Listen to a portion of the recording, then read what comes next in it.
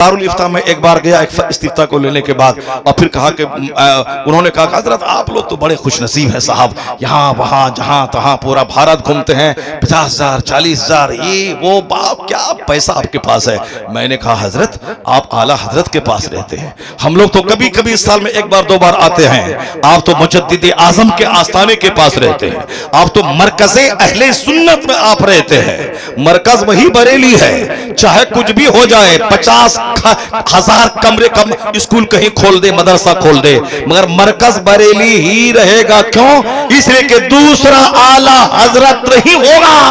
तो जब तक रजा की कब्र बरेली में है, मरकज अहले सुन्नत बरेली। मैं तो अक्सर कहता हूं, न रहे मंजर इस्लाम, न रहे मजहर इस्लाम। क्या मंजर इस्लाम की वजह से बरेली मरकज है? क्या मजहर इस्लाम की वजह से बरेली मरकज है? क्या जामिअतुर रजा की वजह से बरेली मरकज है? नहीं, मरकज अहले सुन्नत आला हजरत की फिक्र की वजह से है कि आला हजरत ने गुस्ताखों के चेहरे को बेनकाब किया, मजहब अहले सुन्नत व जमात का तहफ्फुज किया, तहफ्फुज नामूस रिसालत करके करोड़ों मुसलमानों को बेईमान होने से बचाया। तो आला हजरत की फिक्र की वजह से मरकज बरेली हमारा है, आला हजरत की वजह से। तो आला हजरत की वजह से जब मरकज है तो वो तो हमेशा मरकज रहेगा बरेली।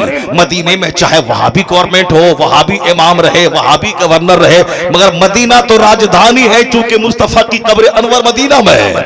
अब चाहे वहां का हाकिम कोई भी हो, मगर मरकज़े इस्लाम मदीना है, मरकज़े इस्लाम मक्का है। उसी तरह हिंदुस्तान में सुन्नियों का मरकज बरेली है, चूंकि इश्क रसूल की हिफाजत वहां मुस्तफा के उस जबरदस्त दाई और मुबल्लिग ने किया है। उन्होंने गुस्ताखों को बेनकाब किया और साहिबे ईमान की हिफाजत की। तो बरेली अब मरकज आला हजरत की वजह से है, न किसी कॉलेज, न किसी मदरसा, न किसी यूनिवर्सिटी की वजह से। तो मैंने कहा था क्यों इधर की उधर की बात करने का।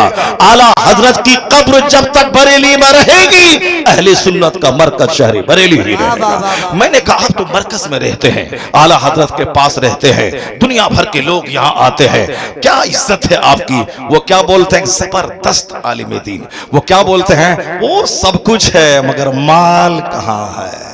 वो सब कुछ है मगर माल कहाँ है। वो तो माल आप लोगों के पास है, यहाँ वहाँ पूरे भारत में जाते हैं, हम लोग तो एक महीने में उतना नहीं मिलता है जितना आप एक रात में एक दिन में आपके पास हो जाता है। ये बताइए, ऐसा नहीं सारे लोग, वहाँ तो फकीर लोग भी रहते हैं, वहाँ तो जाहिद भी रहते हैं, वहाँ तो बड़े जबरदस्त मुदर्रिस मुफ्ती सब रहते हैं, मगर कुछ लोग हैं जिसके दिमाग में माल माल की बात रहती है। वो तो हर जगह लोग रहते हैं। मैं ये बात सच कह रहा हूँ, चूंकि वो उन्होंने मेरे से कहा वो सब ठीक है मौलाना साहब, मगर माल कहां है। तो आप ही के समाज में तो मैं भी रहता हूं, आप ही का चेहरा तो मैं पढ़ता हूं। चेहरा अगर जन्नती का देखूं तो सोच जन्नती पैदा हो जाती है, और चेहरा बेनमाजी का देखूं तो हमारी भी थिंकिंग उसी तरह की हो जाती है। इसीलिए कहा गया अर्रजुलु अला दीन खलीली फलयंजुर अहदुकुम मैं युखालिल। हदीस में आया है कि हर आदमी अपने दोस्त के दीन पे रहता है, इसलिए देख ले कि तू दोस्ती किससे कर रहा है। So watch whom you befriend, देखो तू किससे दोस्ती कर रहा है, किससे तू फ्रेंडशिप तू बना रहा है, अपने दोस्त का सर्किल तेरा कैसा है। आदमी अपने दोस्त के दीन पे होता है। A man lives on the religion of his friend, आदमी अपने दोस्त के दीन पर रहता है, क्योंकि अगर गहरी दोस्ती हुई तो वह बंदा कुछ भी गलत करे ये उसको सच मानने को तैयार होता है।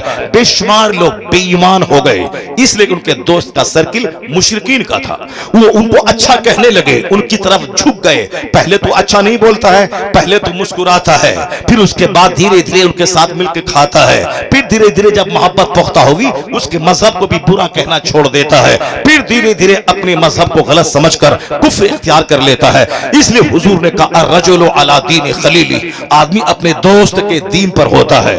इसलिए देख ले आदमी की दोस्ती किससे कर रहा है। गौसे आजम के पास शिकायत करने वाला है मेरे घर में बरकत नहीं है। आपने क्या कहा, जाओ दरवाजे पे पर्दा लगा दो।